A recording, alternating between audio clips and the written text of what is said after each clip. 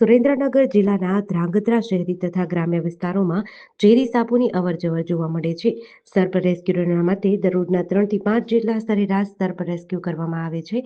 ત્યારે છેલ્લા એક અઠવાડિયામાં સર્પ રેસ્ક્યુ સાથે સર્પદંશના પણ કેસો સામે આવ્યા હોય તેવું જાણવા મળ્યું હતું. ત્યારે ધ્રાંગધ્રા શહેરમાં સામાજિક કાર્યકર, રેસ્ક્યુઅર તેમજ જીવદયા પ્રેમી તથા પત્રકારિત્વ સાથે સંકળાયેલા જયેશકુમાર ઝાલા દ્વારા 10 વર્ષથી નિઃશુલ્ક સર્પ રેસ્ક્યુ કરી જીવદયાનું ઉમદા કાર્ય કરવામાં આવે છે.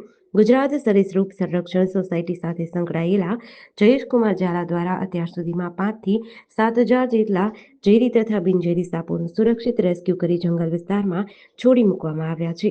ત્યારે ધ્રાંગધ્રા તાલુકાના રાજપર ગામી મહેશભાઈ સરેવાડિયાની વાડીમાં કૂવાની અંદર 120 ફૂટ ઊંડા કૂવામાં 3 સાપ જોતા વાડી માલિકે રેસ્ક્યુઅર જયેશકુમાર ઝાલાને જાણ કરતા જયેશકુમાર ઝાલા, હેમંતકુમાર દવે, ઓમ ઝાલા, પુષ્પરાજ ઝાલા સહિત તેમની ટીમ વાડીએ પહોંચી 3 સાપને કૂવામાંથી સુરક્ષિત રેસ્ક્યુ કરી જંગલ વિસ્તારમાં છોડી મૂક્યા હતા.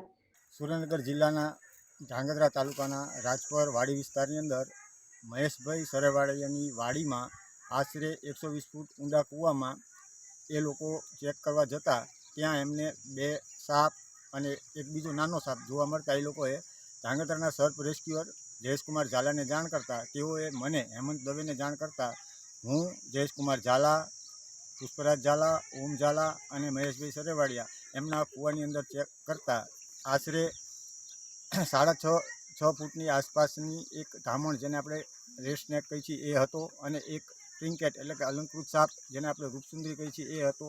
એને સુરક્ષિત રીતે રેસ્ક્યુ કરી અને એને એના કુદરતી હેબિટાટમાં મુક્ત કરેલ છે. JDC ન્યૂઝ સાથે દિનેશ ગામવા સાથે જયેશકુમાર ઝાલા, ધ્રાંગધ્રા.